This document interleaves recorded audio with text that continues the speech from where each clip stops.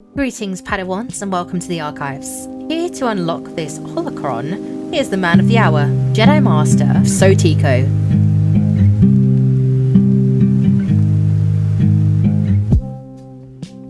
Bosha, and welcome everybody to the Archives podcast. We are rocking with episode number 22, and this is a really big episode because we are talking all about some Sith, some Darth Maul lore, some more Phantom Menace lore, as we are steadfast approaching the 25th anniversary of the Phantom Menace. Joined today by our boy It's Mary J. MJ. How you doing, buddy? What's going on, dude? Another day, another night. Another day, another night for sure. And before we get going on the podcast, I do want to openly remind you guys to follow us everywhere at Star Wars TAP, Star Wars Tap in, and check out our giveaway on Twitter. I'm extending it a week. So in fact, I'll extend it to the end of the month. And then on the last show will be the 31st. We'll announce the winner on the 31st. Yeah, and really exciting stuff. So this is the Star Wars Archives podcast. Make sure to like us, subscribe, and leave us a 5-star review. And without further ado, let's get right into the show. What up, Lucas? How you doing, buddy? If you guys are coming into the chat, quick little thingy-majig, feel free to ask us any question. Ask us anything to talk about, and we'll talk about it. Plain and simple. We want to be as interactive as we can be. So even in the Twitch stream, tap in, give us a question, give us a comment, concern, and we got you. So to start off, to break the ice, fun little icebreaker, I wanted to talk about some debates. Now, I have 3 debate questions, MJ, as you probably can see. So the first one. What character in Star Wars do you think has the highest body count? General Hux, no question. You think? Yeah, he is a handsome guy. To obliterate, 6 planets in the one scene. There's 7 billion people per planet, and this is who knows on what other planets. This is just off of our planet, so billion times 5 times 6. How do you feel about the dude who pressed the button? Do you think he went home? Not even went home, because he lives on the Starkiller base, but do you think he went to bed peacefully that night? Oh yeah, he took some melatonin, was out like a light. See, when I wrote this question, I was referring to the other body count, but I like your thinking. So when you said General Hux, I was like, okay, I see you, bro. He's a handsome fella. Now I know.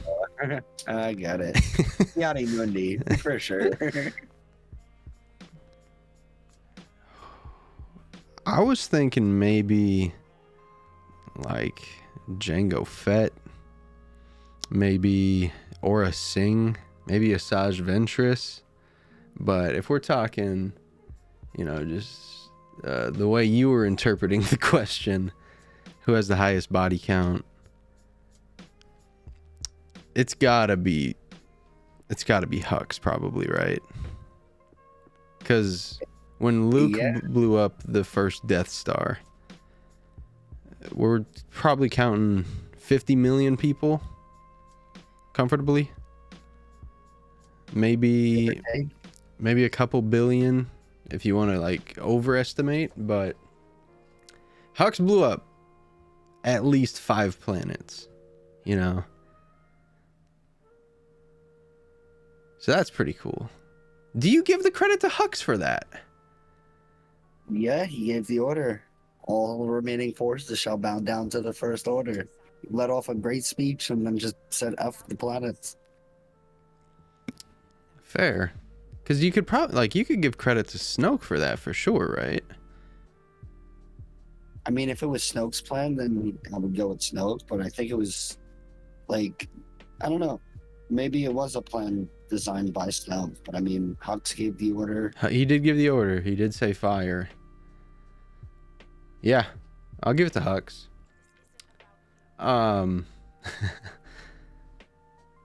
Lando. Oh, that's a Lando. 100%. I didn't even think about Lando. Lando, He's got there. for sure.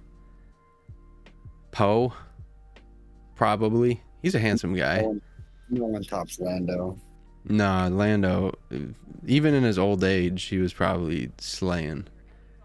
So this is a question. Which movie would you be least embarrassed about getting walked in on? And I was talking with my buddy Ziskeg. He used to be on this podcast, folks. If you guys want Ziskeg, leave it in the comments. Bring back Ziskeg, because I've been wanting to bring him back on. But he was saying, this is his question. He wrote this one. And it was basically, which movie would you be least embarrassed about getting walked in on when you're like relieving yourself? But you had to be watching a Star Wars movie. And he was like, oh, imagine getting walked in on and you're watching Luke and Leia make out. But for this one, Christ, man, it's got to be one of the last three, right? With Rey. Or maybe episode 6 with Leia, but I don't know. I don't have a concrete answer for this one because it is maybe episode 2 with Padme looking absolutely fine. You never know, though. It was a very weird segment. I think I just understood this question. Yeah. Might have to go with number 2. Yeah. Yeah, 100%. And then next is just a normal ass question. What character do you think had the greatest peak in terms of power, in terms of enjoyment, in terms of like just the peak of their existence? Who do you think in the Star Wars galaxy could be considered like the greatest at any given moment? I was thinking Darth Vader, specifically in that hallway scene, but I would say Anakin has had a higher peak, and I think Anakin as Darth Vader probably peaked at the Jedi Temple. I really don't want to give too much credit to Palpatine, because as much as he did bring an end to the Jedi Order, he also did bring an end to the Sith. So I can't give him too much credit. Those penalties kind of offset. But for Anakin, he probably had the greatest peak, in my opinion. Revan, though, has a nasty little peak where he took a third of the Jedi and started his own cult. That's pretty sick. That's pretty sick. I love me some Revan lore. I was gonna say Ahsoka, but I'm kind of feeling more along those lines of Anakin. Yeah. And we'll talk a little bit more about Ahsoka. And Lucas, we are going to talk a whole lot about Mando. And I guess we could do so right here, right now. We'll skip over segment 2 for now. We'll come back to it. But Let me answer Luke's question real quick. Like, what about Luke? I feel like with Ahsoka season 2, we're gonna get so much more of Luke. I feel like they're just testing Luke right now. Like, we got Luke in Book of Boba Fett. That was the first it was Mandalorian season 2. Yeah. Was the first test for deep fake Luke. Then we got him in Book of Boba, and then I don't know if there was another, but they were just tests. And we can't have Ahsoka season 2 without the only other Jedi out there in the galaxy. Like, Luke Skywalker is not just going to sit there while Thrawn is doing all this, that, boom, you know? It's just not. Here's the question, though. We need to remember, we have to revert to the Archives podcast canon that we set. And if we are setting Heir to the Empire in the canon, Luke peaks pretty hard.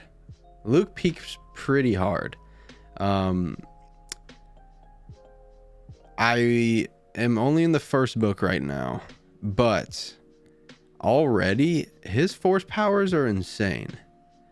So if we want to talk Legends about, Luke is off the chart. And I'm cool with saying Legends Luke has the greatest peak. I'm so cool with saying that, because as of right now in the book that I'm reading, he's insane. He's cracked, and yeah, like BF2. Well, yeah. We have to talk about Rey. You know, she single-handedly brought an end to the Sith. I mean, actually not single-handedly, double-handedly with 2 sabers. But she beat Kylo, 3 times? Yep. Force Awakens, Last Jedi. No, she didn't. No, she didn't really like fight Kylo. I think in Episode 8. You know what I mean? Like Kylo fought JML, Master Luke. Yeah.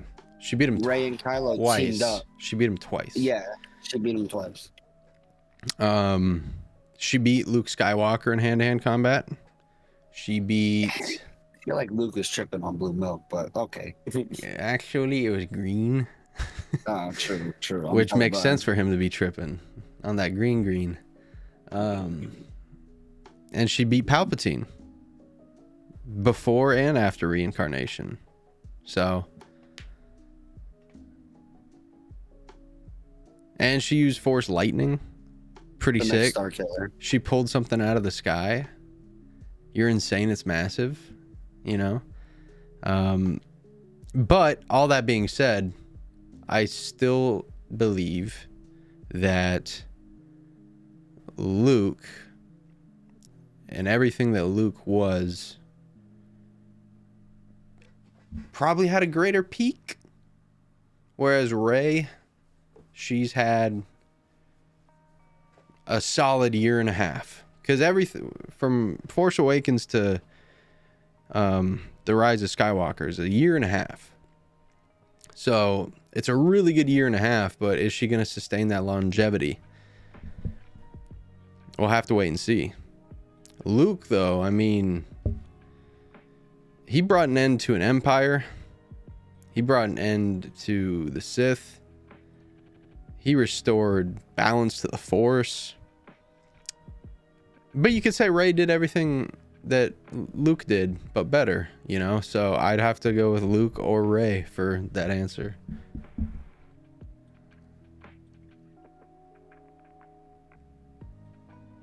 Wise words. But to talk about the Mando movie, so we got news early this week, and I wanted to put a video out, but I was like, no, I'll just wait till the podcast because everyone's going to put a video out. It is what it is. We'll talk about it. We'll get more details and we'll do it the right way. So we got an article from Star Wars themselves saying that the Mandalorian and Grogu movie is going to be beginning production soon. With that, throw Grogu in the title as a marketing sell. Why they gotta do that? Just name it The Mandalorian. Is it because the TV show's The Mandalorian? They have to differ by a word? I get it. Okay. When I go to the movie theater, hi, can I have a ticket to The Mandalorian, please? I am not mentioning that Grogu motherfucker. The clerk is going to literally say it back to you and say The Mandalorian and Grogu? You're going to say yes. No. Just Mando, please. Just Mando. That would be what movie I would be most embarrassed about getting walked in on.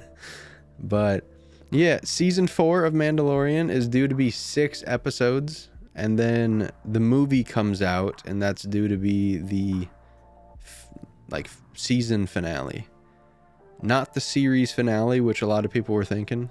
But I have some news pulled up from Bespin Bulletin. It's the only place that we get our news. And there's a few things that have came out that I do want to address with it. And I'll pull these articles up real quick. Links to these will be in the comments. So, firstly, the movie is going to be directed by Jon Favreau, written by Favreau and Filoni, and it's rumored to be part of a trilogy. That's pretty cool. Lucasfilm officially announced a new movie, The Mandalorian and Grogu, which would see our heroes, Din Djarin and Grogu, venture onto the big screen. The film is set to be directed by Jon Favreau, and production is slated to begin later this year. No details were shared regarding the movie, even if it was retooling of the planned and previously announced fourth season, which was originally planned to begin filming in September 2023, but was delayed due to the strikes. And then we have a report that season 4 is still going to go on with 6 episodes, and the movie is going to serve as the finale. How do you feel about this, MJ? Because I'll say my piece real quick. I think that there's nothing on the release date. There's nothing on the release date, but as soon as we get word that production has started, you can likely estimate that it will come out in about 16 months after production. Because usually stuff takes about 5 to 7 months to film, and then another 9 months to do the editing and stuff. And I went back and I did my own research. I looked at Rogue One. I looked at Solo. I looked at 7, 8, and 9. And they all took between 15 and 17 months to go from principal photography to release date. So as soon as we hear about production starting, 16 months after that, give or take, is when you can estimate it to come out. So realistically, we're looking at, I believe it's April 2025 to, or no, October, is it September 2025 to April 2026. Huncho, we'll answer that one. I'll pin it. We'll answer that one when we get to the Squiggo sector. But I got you, bro. Don't worry. My piece for the Mando is I'm just not keen on TV shows. I'm not keen on them because if you look at the track record, Mandalorian was the first show that they ever put out. Mandalorian season 1 was sick. I really enjoyed it. Season 2, a little less enjoyment, but it was still passable, still good.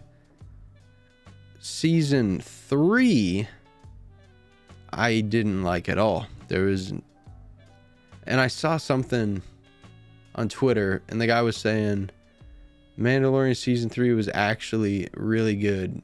If you look at the costumes, the sets, the effects, the music, and I was like, oh, so everything but the writing.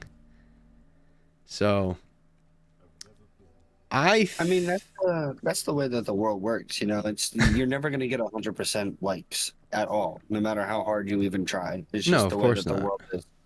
And I mean, it's the same concept with Marvel and what's going on with them right now. They have TV shows that are trying to lead all the way to Point Z, right, which is the finale, if we're going to speak in that aspect. Star Wars wants to start to do that and then have Thrawn be that Point Z. I love Thrawn. All the while that we do love Thrawn, having to go from and A to B to C to D to get to Z. Now, realistically, it's the alphabetical order.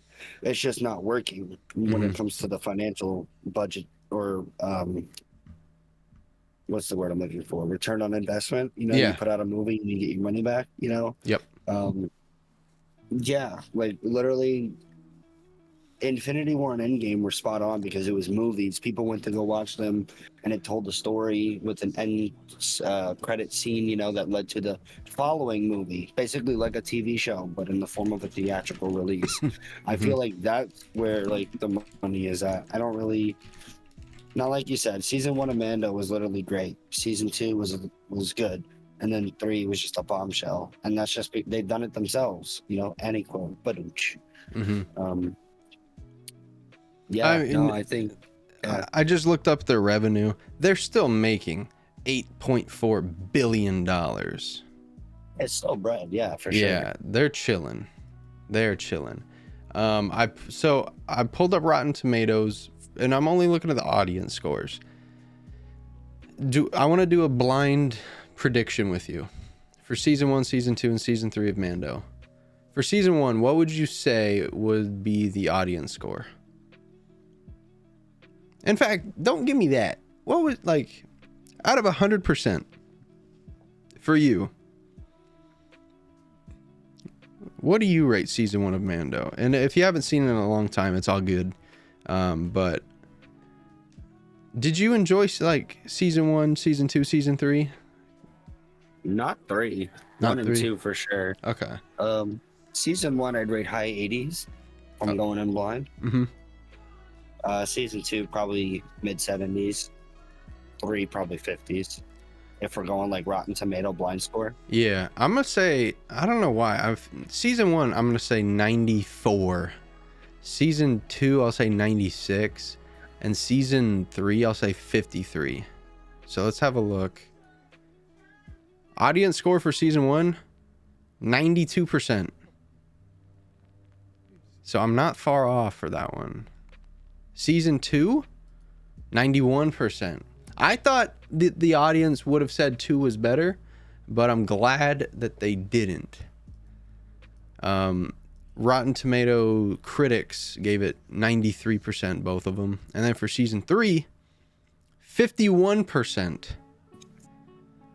Rotten Tomatoes gave it 85. Rotten Tomatoes can literally ligma. I only look at the audience score.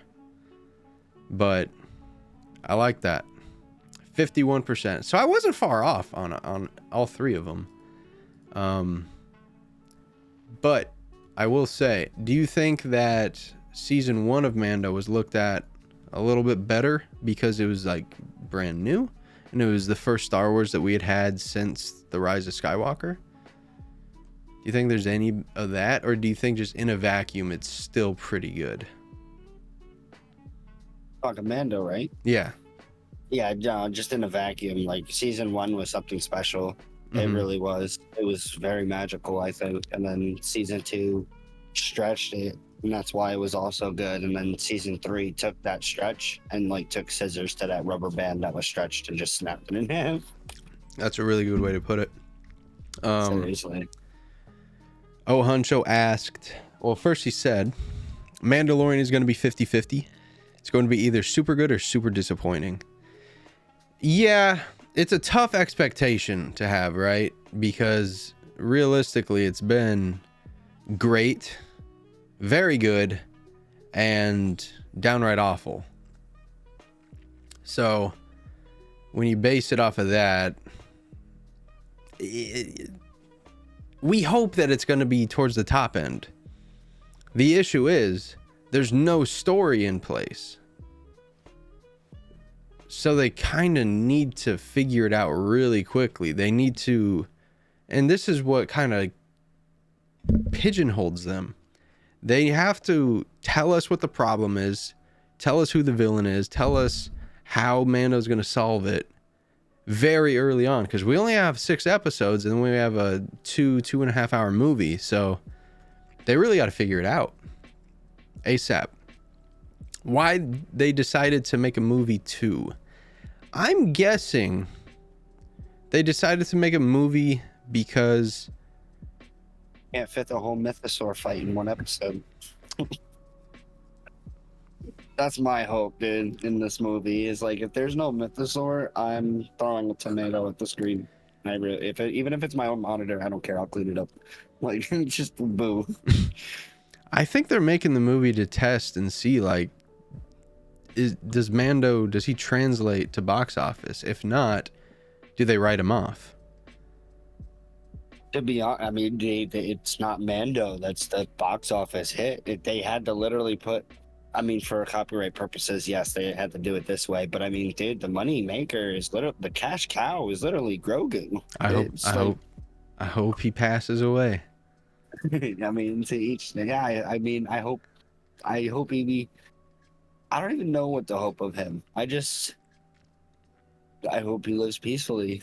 That's it. I mean, I guess the opposite of what you're going for, you know. I just hope he finds himself the opposite of Hermit Yoda, you know, on a nice looking swamp, kind of like Shrek. You know, that's a nice boulder. He's hanging out, 900 years old. You know, just chilling. I hope he doesn't. I hope he doesn't make it to. Crashes into his front yard. I hope he doesn't make it to 59 years old. You know. I mean, he's close. What is he? 57 now or something like that? Like, they did the math. He was 50 in season 1. Mm-hmm. And then years passed. Yeah, season 2 was. I don't even know how long season 2 was between season 1. I'll look it up, but how long is Mandalorian? How old is Grogu? Season 3? Yeah. How old is Grogu in season 3? Because I know he was with Luke for some, like, years. Mm-hmm. Yeah, like 2 years or something. They say Jon Favreau says he's 53. Yeah. So, yeah, 2 years passed from season 1 to episode 3. Okay. Old ass. Old head. Old boy. But yeah, I think that if it does well, and I also think that they made it into a movie so they can sign Pedro Pascal and be like, hey, we're going to get you for the TV show and the movie. We're going to take this whole year. You're our guy. You know, you go do The Last of Us right now. We got you for 2025. You are our guy. I also think that's why. Because with the TV show and the movie, that's 2 deals. Surely he takes the helmet off. Surely. I think that's probably along the lines of why they put it into a movie. So he could get that residuals and stuff. But we'll have to wait and see. We also got news. And I'll get to your question, Lucas. But we got news of a confirmation of Ahsoka Season 2. Now, MJ, if you were in the writer's room where we left off, I want you to pitch me your plot from point A to point B. Your plot for a Season 2 of Ahsoka. What happens to each of the characters that we met? And what goes on? I gotta say, to start it off, Balin's gonna be the hardest one to think of right now, because I mean, I still am at a loss for words. You know, rest in peace to Ray Stevenson. No idea how they plan to continue, so I'll leave that to them and how they want to do that, and not even think about what I want to do with him in the fan fiction sort of way. But so it's just Ahsoka and Sabine, right? It's just left on purpose. Yeah. Ezra got out. Shin's somewhere out and about. Shin should be on the planet. Yeah. Doing her own thing. I feel like and I know I did see concept art as well to what I'm about to say, but I feel like this is a fair assumption.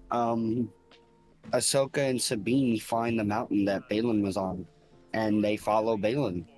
They chase Balin. But this also goes back to what I just said, like on how I don't know how they want to portray or go with Balin, you know. But I do believe that that could be like the main plot is that Ahsoka and Sabine find the mountain and they follow Balin. Shin's over in the background cultivating a cult with like the Tusken Raider wannabes on that planet. The goofballs. Yeah, she's Lord Goofball, Darth Goofball at this 100%. point in time. So, and then Ezra's, I think Ezra's like, you know how it has like multiple stories following along with the main story. I think Ezra and Hera are gonna, you know, try to come up with a plan to try to save Ahsoka and Sabine up on Peridia. My biggest assumption is I think they escaped the planet via Purgle, like. Just out of the blue, like one of them pops out of nowhere at a light speed and just gives them the wink, like you need a ride, like just in time. So, yeah, that would be goofy. that would be goofy. Yeah, that would be goofy. I think we're gonna get a lot of Luke in season 2 of Ahsoka. I think we're going to get a lot of Luke. I think Luke's going to be back. He's going to confront Thrawn. I think he's going to take out a lot of Thrawn's forces to where Thrawn's going to have to like tactically retreat. I think eventually what this gets to is the construction of the First Order. Right? Because they have to come from somewhere. Thrawn's the heir to the Empire. The First Order is built upon by Imperial remnants, right? So this does seed to the First Order. I think that Thrawn probably starts a lot of the operations that we've seen in the past and in canon so far, like Operation Cinder was started in Battlefront 2, where the Empire went and destroyed a whole bunch of artifacts and a whole bunch of storages. I think Thrawn's going to go about bringing in the First Order. I think Thrawn's going to be very instrumental in that. With Ahsoka and Sabine, I think they will finish Sabine's training. With Balin, I think they'll sacrifice him to the Force. I think they will write him off rather than recast him. And with Shin, I think maybe she starts the Knights of Ren. That's a bold take. I didn't even think of that.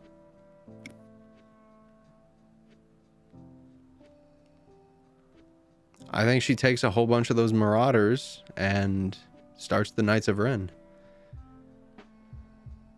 What if she becomes Phasma?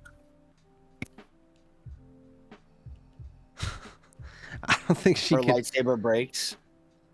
And then she just Ahsoka season 2, her never lightsaber builds breaks. one again. You just never build one again. Not only that, what if she became a Sith acolyte? What if she became a Jedi? What if she turned to the light? Like, a lot could happen with her. I think she's one of the characters I'm more looking forward to out of the 5. Like, I could really care less what happens with Ezra and Hera. You know, I could care less because they've had forever and a day to worry about Thrawn, and now Ezra's gonna go God mode, which is gonna be cool. It's gonna be cool to see adult Ezra. I don't want to hate on Ezra, but I think Shin just has more possibilities. You know what I mean? So I'm more excited to see what's up with Shin Hati. But season 2 is going to be sick. Season 1 was very cool. I really enjoyed it. The last bit of news that we have, and it's just a small news piece, and this is for the Rey Skywalker movie. It came out that it has not even been completed Script-wise. Yep. They have yet to have a completed script. So I'd really doubt a 2026 release date. That's also why I think maybe Mandalorian movie got put out, because Disney promised a Star Wars film in 2025. So I'm thinking the Rey movie, probably we're leaning towards 2027 for it, because I don't think they want to rush this one. You know what I mean? They rushed the Rey movie. Yeah. That just means that the Mando movie is going to be rushed. I think there's less at stake with the Mando movie. Why? Because they have the mascot puppet Grogu? Mm-hmm. Oh. And you put on a smile, everything's fine. No, it's not how it works. They have... The Mandalorian is kind of their get out of jail free card, because God dang it. all they need is Pedro Pascal to voice it, and even they don't really even need him because they can do it with AI now. So all they need is a stunt double under the suit, Pedro to send in some voice clips, and a puppet. That's it. Whereas with Rey and her movie, there's a lot at stake. This is the chance to right the wrongs of a trilogy that a lot of the fan base did not enjoy and did not identify with and did not cope and vibe with. So they have a chance to right a lot of wrongs, but if they enhance those wrongs, if they add to those wrongs, you're only splitting up some of the fandom even more.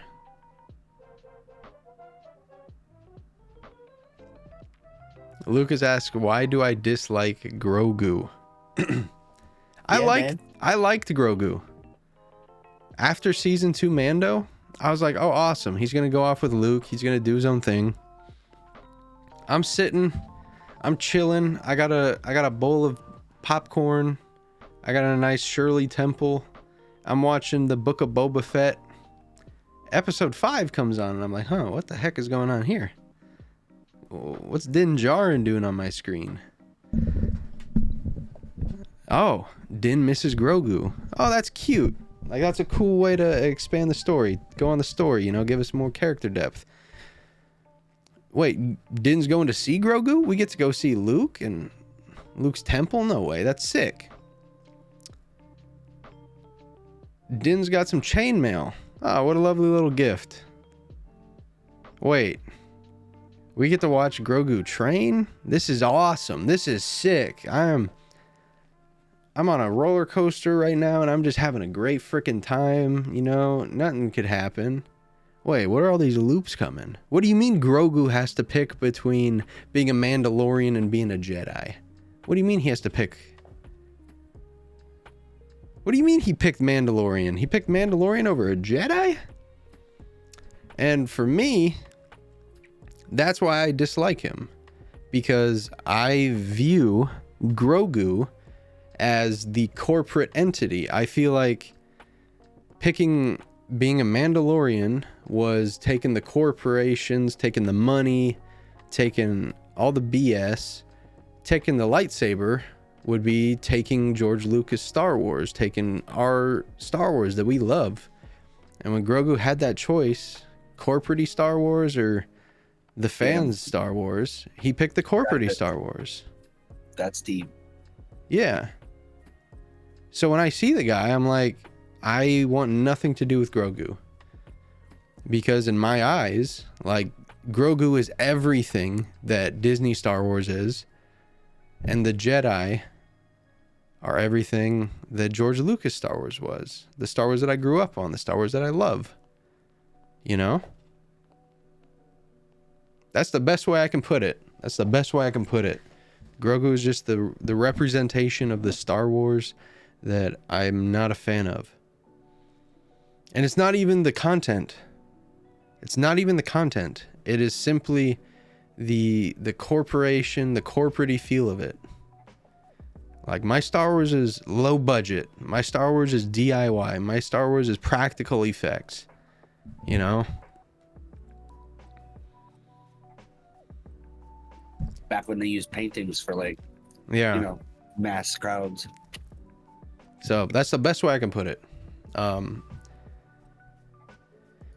Yeah, and it sucked because I was like, Mandalorian season 3, like, what's gonna happen? They didn't really do anything with it. They went back to the entire storyline of season 2, minus get Grogu back to his people. So it's kind of weird.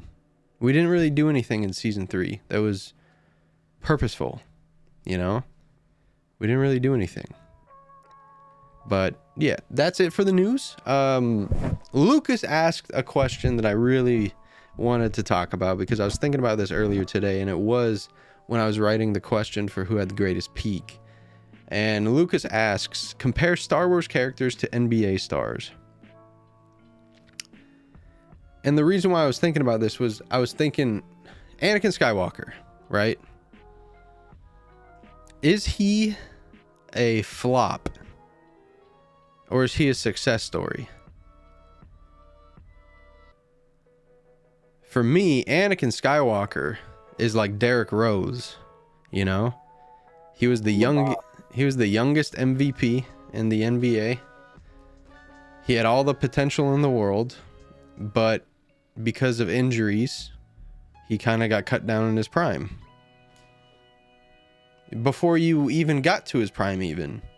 So for me, Anakin Skywalker is Derrick Rose, where you have like I would say Obi-Wan Kenobi is probably Kobe. Yeah, probably Kobe. He always had a really great running mate. Qui-Gon was Shaq. You could say Anakin as a Padawan was Pau Gasol. You could say that. But he always had a really good running mate. Even by himself, he was pretty freaking good. And you could argue that he left us a little early, you know? Rest in peace, Kobe. With a guy like Mace Windu. Mace Windu is a lot like Larry Bird. Talks a lot of trash. Knows he's pretty sick. Knows he's really good. Tried to take it to the top guy on the opposite team, being Magic Johnson, and lost. So for me, Mace Windu is Larry Bird. LeBron,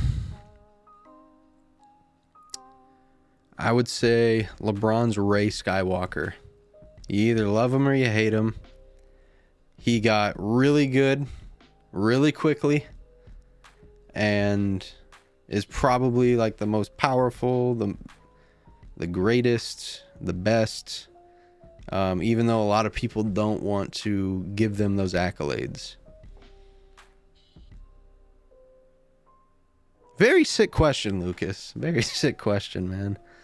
MJ's not a big basketball guy. He's more of a hockey guy. But yeah, it was fun. That was a good question. So we've got our Squiggo sector. Pretty light one today. Ray and LeBron thinking about it. Great comp. That's what I'm saying. First, the Squiggo sector. If you guys have any Galaxy Heroes questions, feel free to shoot them. MJ knows a lot more than me. I know bare min, but we'll do our best. But just in terms of Galaxy of Heroes, put out a video today. And I just want to rant to you for a bit, MJ, if that's cool. Because I've been putting in a shift, you know? I've been putting in a shift in Grand Arena, right? More often than not, I find myself going pretty positive. You know, I sit around 6-3, 7-2. Because of it, I get promotions very often. And I was sitting in Bronzium 3, Bronzium 2, Bronzium 1, feeling good about myself, you know, building up enough teams to be able to try off meta counters, be able to get full clears. Feeling good, feeling like I was on a nice steady course. Like we'll hit Chromium 5, we'll hit Chromium 4, and we'll build a couple of teams. Each time I go up a new bracket, couple of teams. I went from Bronzium 1 to Chromium 1 in one Grand Arena. Then I go from Chromium 1 to, what is it? What's the one that I'm in right now?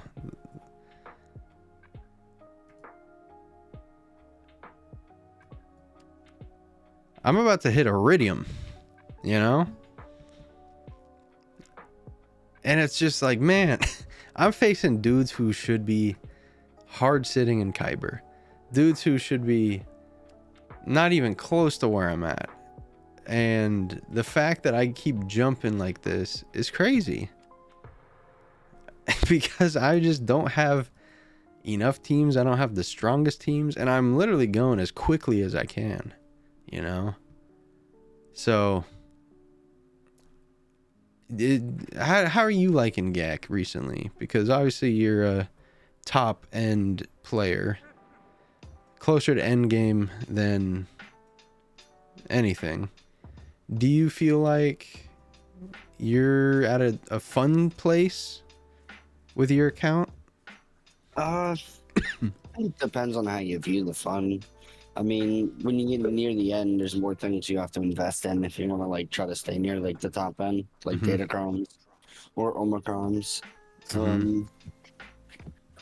It's also this game is also not like your average game. This game is very like mathematical when it comes to like speeds and such. Yeah. And you have to always be, it's just a constant. You're always going up. You're always going down with certain characters. You're remodding here to beat this, but that messed up all your mods for this. So it's just, it's a crazy, crazy, crazy game. But I do enjoy it. I enjoy the hell out of it. What's up, Mundane? How you doing, buddy? Yo, Mundane, you ought to have hella questions. You ought to have hella questions. But Oh Huncho asked, thoughts on Jedi Knight Luke, Jedi Master Luke, Gas, Jedi Knight Revan, and Hoda. It's pretty expensive. It's pretty expensive. I know it's expensive for a reason. I've never used it. I've never used three of them. It's considered the Titans. It's considered JML Titans, Jedi Titans. It's all the best Jedi up in one team. But when you get near the end, it's kind of like you said, very expensive because you're just destroying 5 other teams. Because then you got to run shot clones.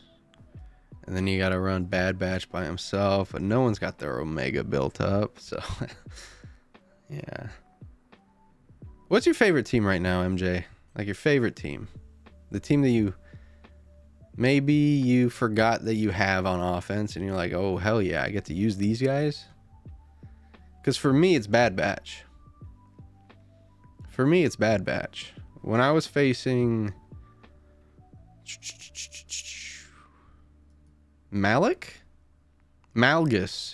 When I was facing Malgus today.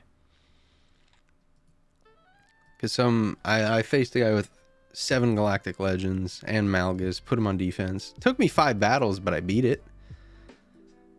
Because I wasn't going to not beat a team if I could.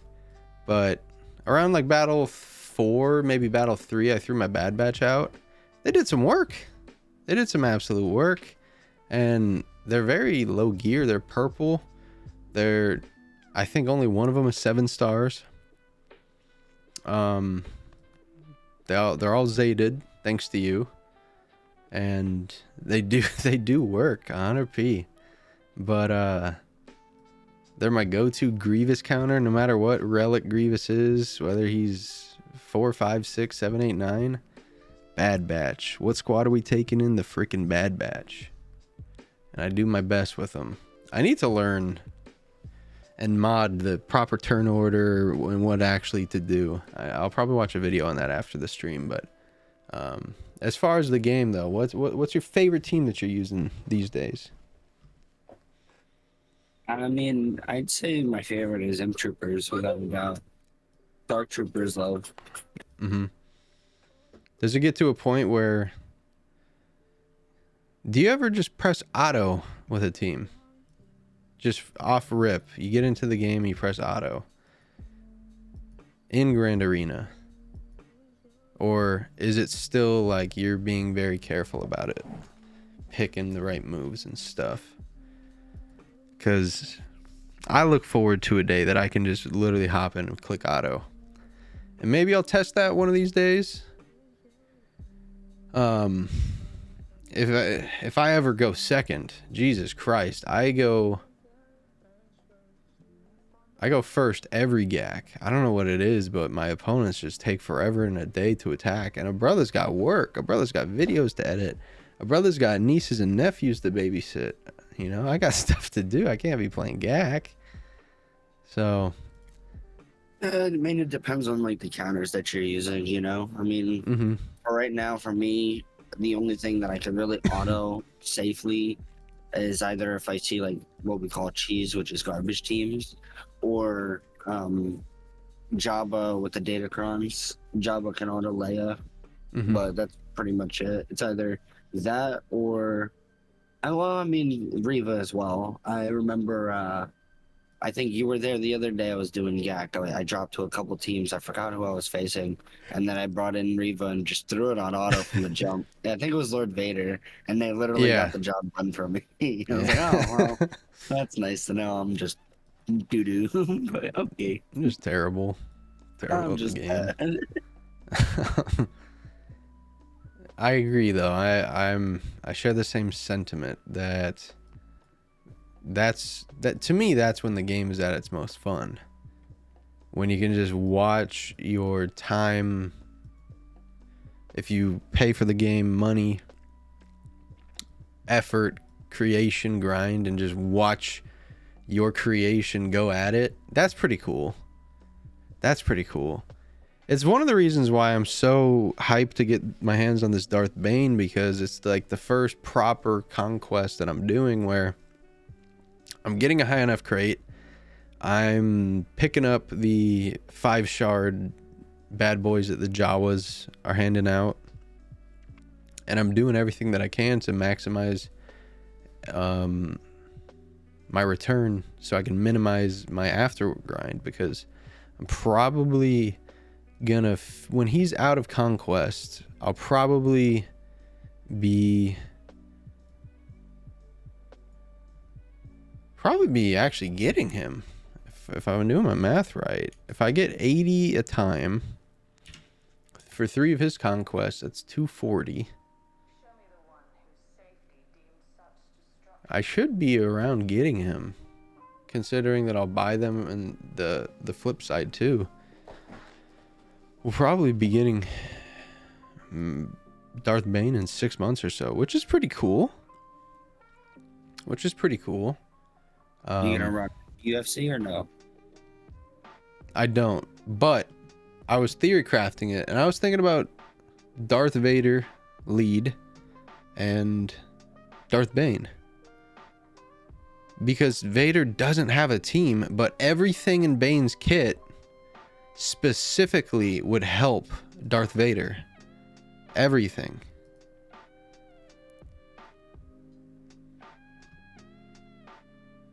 And it would actually give Vader a team, you know? C, I don't feel like needs that lifter unit for what C is used for. I know it's cool. I know it's sick, but like realistically, is Bane's kit gonna help C beat the top end GLs? Okay, say it does. Cool. You're just slotting everything down, literally one thing, one peg on the totem pole. Whereas with a guy like Darth Vader, who's just sitting in limbo, it adds a whole nother team that you can use. You can already do your counters that you're using to this day, and it just adds a whole nother team to use. So I'm pretty hype. I'm pretty hyped for it, genuinely. Bane brings a lot to the table for sure. With his addition, like he's gonna probably be able to kill Jabba, Leia, Lord Vader, GLs that he already originally couldn't. I mean, maybe even Rey. Like, C is just lackluster right now. Like he can't kill most of the GLs along with JML. And that, I feel like that's fine though. Because if you really look at it and you really want to just sit there and talk about it, like the value of GLs right now is not very high. You have normal teams and stuff coming out these days that trump GLs and beat GLs, like Reva, like Bo, like Jedi Cal, like Jedi Cal requirements, Malicos, like conquest units are putting in more of a shift than GLs are, I feel like.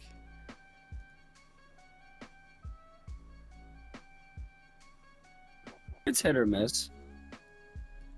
Like Jabba's great. Leia's great. Lord Vader's ass. He's ass. He's so expensive too. Like, it's just an inconvenience to put his full team together, you know? It really is a huge inconvenience. Sith Eternal? I beat him with a lot of stuff. Jedi Master Kenobi? He's pretty beatable with a lot of stuff, and he's definitely lost his power. I would really say the two that do hold up, though, are Leia and Luke. Because Luke's going to be a tough one no matter how you go at it. And you need an expensive team to beat a Luke. Especially if it has a Jedi Cal, a Jedi Revan, a Gas, Jedi Knight Luke, Hoda. If it's well built, it's going to be tough.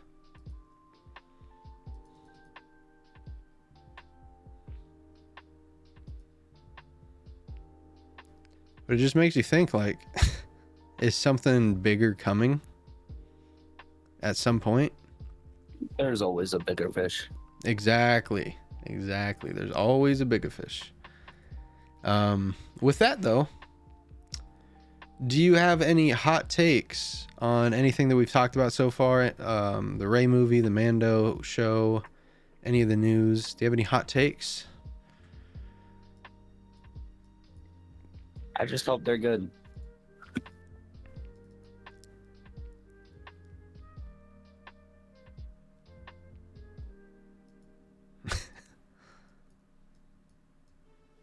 My hot take would be, I believe that Ahsoka Season 2 is not going to focus on Ahsoka too much. And it's going to be another one of those, like, damn, I wish we got shows that actually focused on their title, their person, you know. But No, it's all gravy. It is what it is at the end of the day. And I suppose that'll take us into the Galactic dispatches, ladies and gentlemen.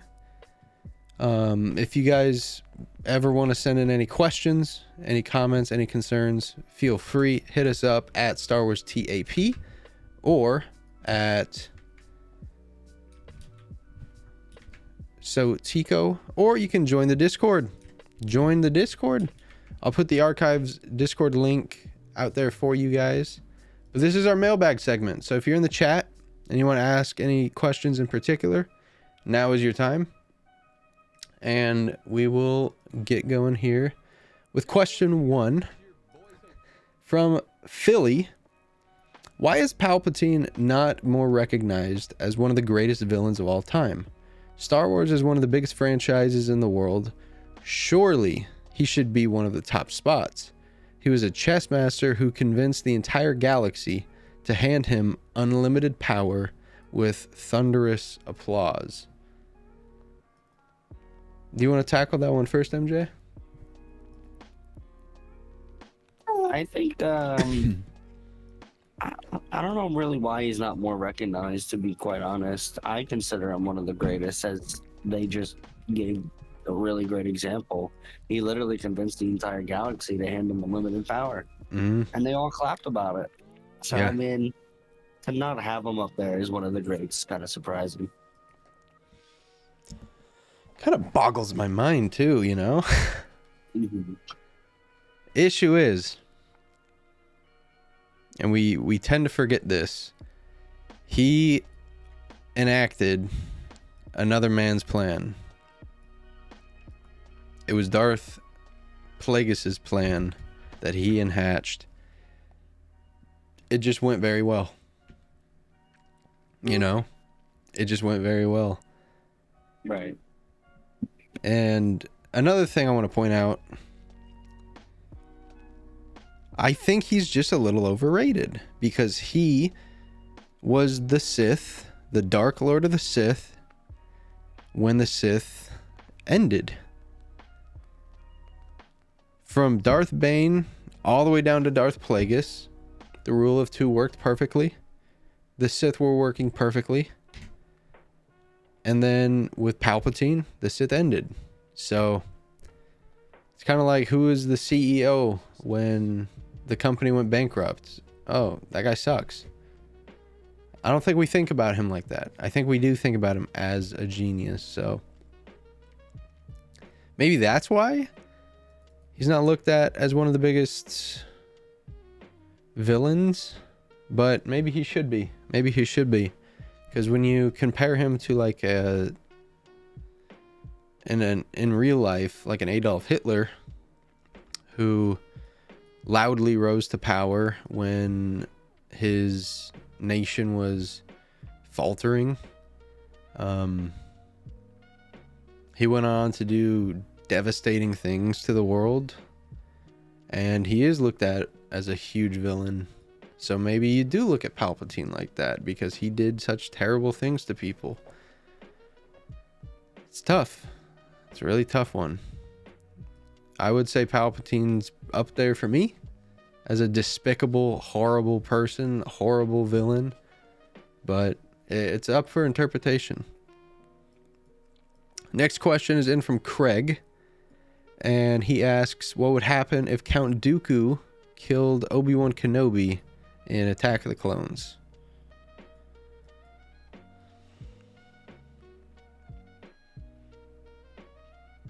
If that were to happen,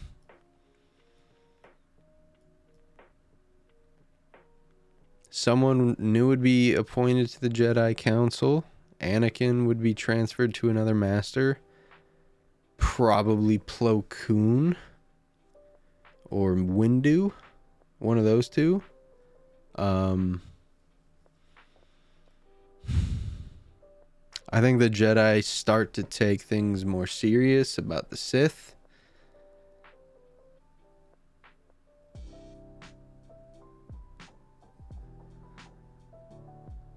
That's a tricky one. What do you think, MJ? I mean, depending on the scenario. I mean, if it's like the movie went, and the ending of the movie, where Anakin and Obi-Wan fight Dooku, Mm-hmm. I feel like Anakin also dies, and I feel like Yoda comes to save the day, but he's too late. He That's a good way arrives to just put at a it. time when Anakin gets his arm cut off, and Kenobi's all saber clapped. And Mm-hmm. he got hit in the knee and like I think the elbow and the shoulder. Like Dooku messed him up. Dooku finessed him. Yeah. Uh, I feel like Yoda would have arrived too late. Annie and Nobi are dead. Mm-hmm. Dooku fights off Yoda and stalls him off in a different way. Because in the movie, he stalled them off when trying to kill Annie and Obi with the pillar, with the Force. He did that so that he could run away with the Death Star plans. It's true. I don't know. I feel like Dooku would not have escaped Yoda because Yoda was not Yaddle. He was a whole different breed of Yodas. Mm-hmm. That's So- very true.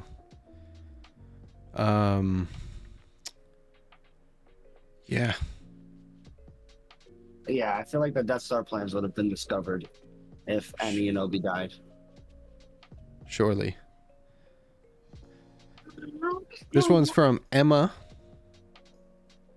She asks, what parallels exist between the mentor-student relationships of Obi-Wan Kenobi with Anakin and later Luke? How do these connections contribute to the saga's narrative? So, I was thinking about this one as I put it down because we operate on a run sheet, and I put the questions all on the run sheet for everybody. So when I compile these questions, I think about them too, which I try not to. But I was thinking about this one. I think in both methodologies, Obi-Wan was being very tight to the Jedi code with Anakin and then with Luke. Maybe as a way to teach Luke, like, this is the way you have to do it when you pass these lessons down subconsciously. And I think that speaks to the narrative of the saga, as in Star Wars there are traditions and they're upheld very tightly, very closely. Whether it's the Sith, whether it's the politics, whether it's the Jedi, whether it's wars, everything gets upheld pretty tightly. So it's a very fluent watch. You can pick up from one, watch 3, watch 5, watch 6. And it's very fluent how things work, how the Jedi work, how a Sith works. It's very fluent. And I think the relationships between mentor and student with Obi-Wan and Anakin, and then later Luke, it's very fluent. I don't think the methodologies change all that much, if that makes sense. That's a good way to put it. Yeah, it's beautiful writing. It really is. I'll also say that. It's beautiful writing. I'm not a film critic, but I know that it's very fun, very sensational stuff. Next question is from John. And MJ, I'd love your answer on this one. Is Chopper the perfect example of why astromechs usually get their memory wiped? Oh yeah, 100 people. He has to be. Literally, this man was worse than HK-47, an assassination droid. He was just a regular old astronaut. Mm-hmm.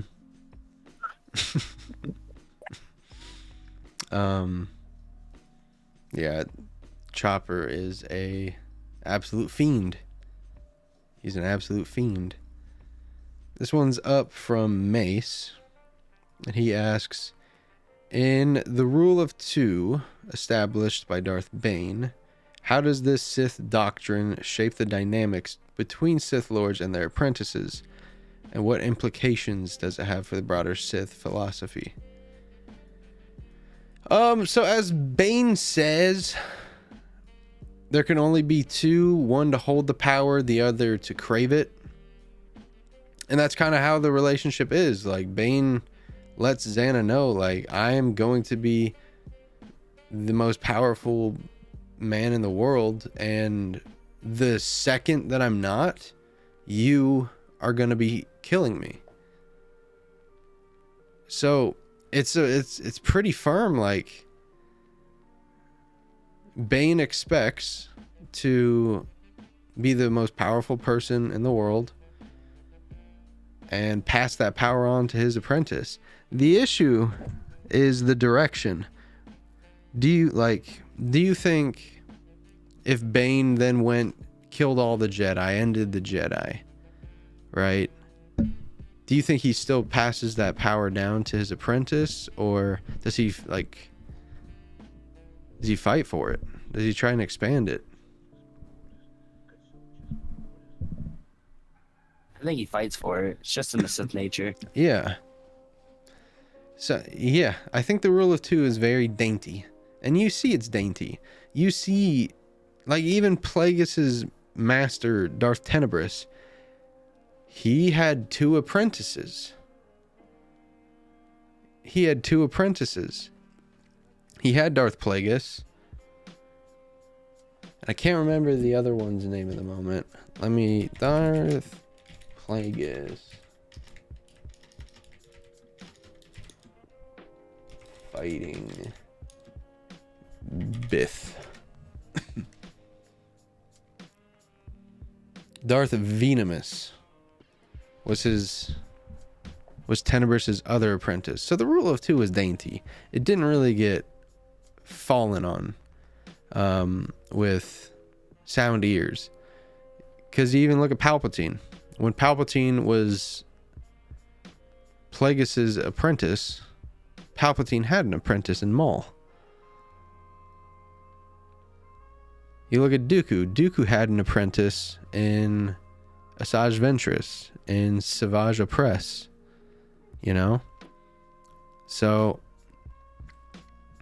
it's... the rule of two really isn't a thing. It really isn't a thing. It kind of gets...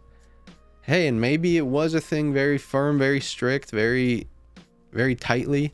And then once this funny business with like extra apprentices happened, maybe that's why they inevitably failed at the end.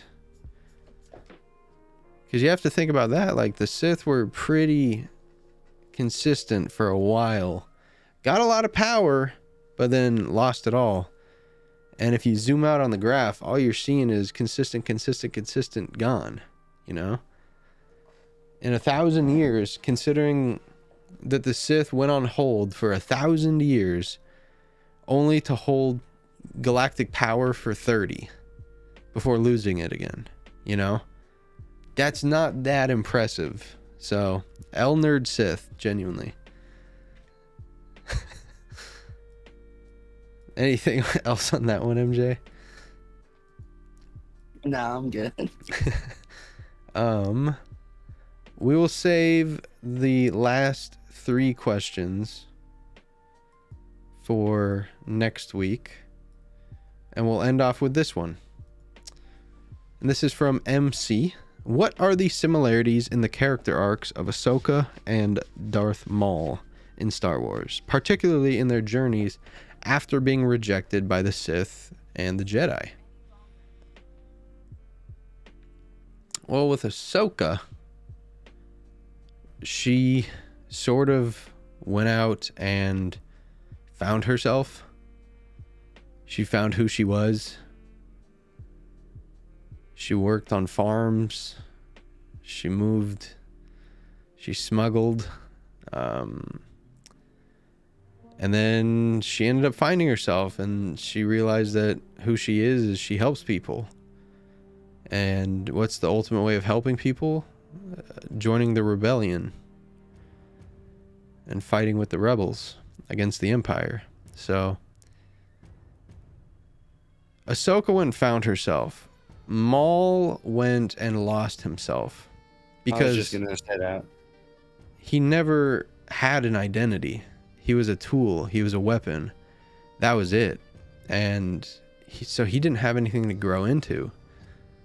But yeah, like MJ was gonna say, like he lost himself, and he tried to attach his name. He tried to hang his hat on certain poles, certain pegs, and his hat just didn't fit anywhere. Like he tried doing the Mandalorian thing. He tried starting his own Sith. He went and tried, the crime syndicates, and nothing stuck. Nothing worked. And at the end, he went back to the only thing that he ever identified with, and that's hating Obi-Wan Kenobi. And ultimately, that's how he died, hating Obi-Wan Kenobi. So Darth Maul's got one of the most compelling arcs, because inversely to Ahsoka, he just never could find himself. He never could find his purpose, his reason for being. And that's got to be the saddest story, man.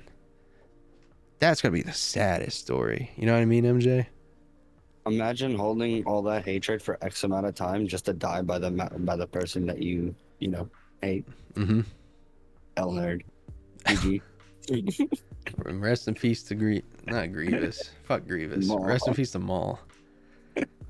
We'll talk about Grievous next week, but that's going to wrap her up for the Archives podcast. We appreciate you all for coming through, asking questions, and tapping in, getting interactive. This was an interactive episode, so if you guys are listening on Spotify, Amazon, Apple, or anywhere else that you listen to your podcasts, leave us a review and let us know how you enjoyed the interactivity.